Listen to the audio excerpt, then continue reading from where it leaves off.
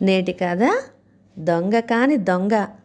మంచయ్య చెడ్డయ్య ఇరుగు పొరుగున ఉంటున్నారు.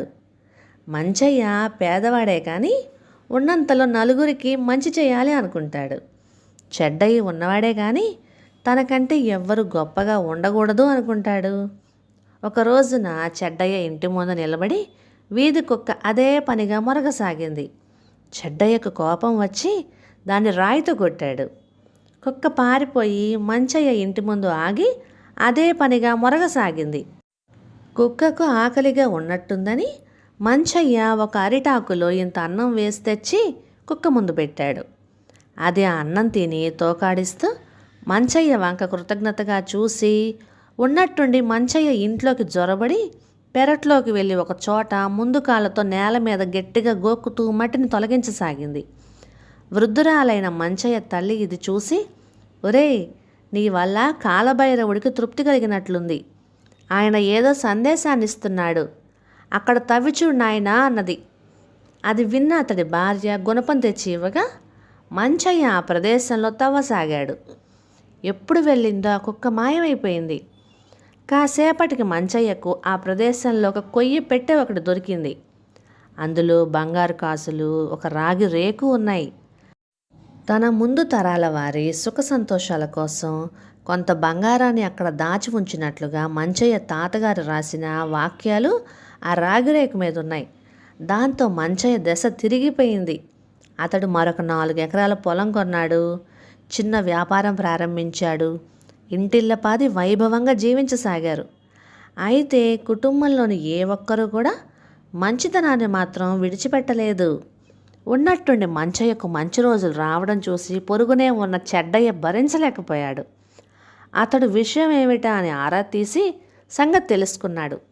వెంటనే గ్రామాధికారి వద్దకు వెళ్ళి జరిగింది చెప్పి, అయ్యా, భూమి లోపల ఏం దొరికినా అది రాజుగారికి చెందాలి కదా. మంచయ్య తన పెరట్లో బంగారం దొరికితే అది తనే ఉంచుకుని అనుభవిస్తున్నాడు అని ఫిర్యాదు చేశాడు. గ్రామాధికారి ఈ విషయం దర్యాప్తు చేశాడు.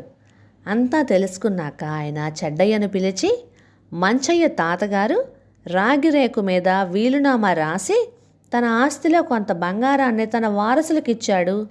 అందువల్ల ఆ బంగారం మంచయ్యకే చెందుతుంది అని మందలించి పంపించేశాడు. ఇది విన్నాక చెడ్డయ్యకు ఇంకా కడుపు మండిపోయింది. అప్పుడు అతడికి కుక్క విషయం గుర్తొచ్చింది. ఆ రోజు కుక్క ఒకటి ఇంటి ముందు మొరిగితే తను రాళ్లతో కొట్టాడు కదా, అది మహిమగల కుక్క అని మంచయ్యలాగా తను పసిగట్టలేకపోయాడు. అది ముందుగా తన ఇంటి ముందు మురిగిందంటే తన పెరట్లోనూ నిధి ఉండే ఉండాలి. ఆ కుక్క ఎక్కడున్నదో తనకెలా తెలుస్తుంది? చెడ్డయ్య ఆ కుక్క కోసం గాలింపు ప్రారంభించాడు. అరటి ఆకులు అన్నం పెట్టుకొని కుక్క కోసం ఎదురు చూడసాగాడు. అతడి పెసనారితనం తెలియడం వల్లనో ఏమో ఏ కుక్క అతడింటి దరిదాపులకు కూడా రాలేదు. అయినా చెడ్డయ్య ఓపిగ్గా ఎదురు చూస్తూనే ఉన్నాడు. అలా వారం రోజులు గడిచాక ఒక కుక్క చెడ్డయ్య ఇంటి ముందు ఆగి మొరగసాగింది. కొంతకాలం క్రితం తను రాళ్లతో కొట్టిన కుక్క అదేనని అతడు గ్రహించి వెంటనే దానికి అన్నం పెట్టాడు. కుక్క అన్నం తిని తోకాడించి చటుక్కున అతడి ఇంట్లో దూరి పెరట్లోకి వెళ్ళి ఒక చోట నేలను గోకింది. అక్కడ తవ్వితే చెడ్డయ్యకు పెద్ద కొయ్యపెట్టి ఒకటి దొరికింది. దాని నిండా రత్నాలు, ముత్యాలు ఉన్నాయి. ఒక వజ్రాల హారం, 4 బంగారు కంకణాలు కూడా ఉన్నాయి ఆ పెట్టెలో. పెట్టెలో రాగిరేకు ఏమైనా ఉందేమోనని తెగ వెతికాడు చెడ్డయ్య. కానీ అలాంటిదేం దొరకలేదు. ఎందుకైనా మంచిదని చెడ్డయ్య తన తాతగారి పేరిట ఒక వీలునామాను రాగిరేకు మీద రాయించి దగ్గరుంచుకున్నాడు. మంచివాళ్ళు ఉన్నది అనుభవించి ఆనందిస్తారు. చెడ్డవాళ్ళు తమ వైభవాన్ని ఇతరులకు చూపించడంలోనే ఆనందం పొందుతారు. ఆనాటి నుంచి చెడ్డయ్య ఇంట్లోని వాళ్ళందరూ బంగారు ఆభరణాలు ధరించసాగారు. చెడ్డయ్య భార్య మెడలో వజ్రాల హారం వేసుకొని మురిసిపోసాగింది. ఇలా ఉండగా మారువేషంలో దేశ సంచారం చేస్తూ ఆ దేశపు రాజు ఆ ఊరు వచ్చాడు. అనుకోకుండా దేవాలయంలో చెడ్డయ్య భార్య మెడలో ఉన్న వజ్రాల హారాన్ని చూసి ఆశ్చర్యపడ్డాడు ఆయన. ఆ హారం ఆయన పూర్వీకులది. సూర్యాస్త సమయం వేళ ఉద్యానవనంలో ఒంటరిగా ఉన్న రాజు నానమ్మను ఒక దొంగ కొట్టి కొన్ని నగలతో పారిపోయాడు. వాటిల్లో ఆ వజ్రాల హారం కూడా ఉన్నది. రాజు తాతగారు ఆ వజ్రాల హారం నమూనా గీయించి దాన్ని దేశమంతా తిప్పించి చాటింపు వేయించారు. కానీ దొంగ దొరకలేదు. ఆ దొంగను పట్టి శిక్షించే వరకు తన ఆత్మకు శాంతి లేదంటూ కన్నుమూశాడు ఆయన. రాజు తండ్రి కూడా ఆ హారం నమూనాను తన వద్ద ఉంచుకొని దొంగను పట్టడానికి విశ్వ ప్రయత్నాలు చేసి విఫలుడయ్యాడు. ఆ బాధ్యతను ఇప్పుడు రాజుకు వచ్చింది. ఇప్పుడు రాజు వద్ద కూడా ఆ నమూనా ఉన్నది. రాజు గ్రామాధికారిని కలుసుకొని తను మారువేషం తొలగించి అతడికి విషయం చెప్పాడు.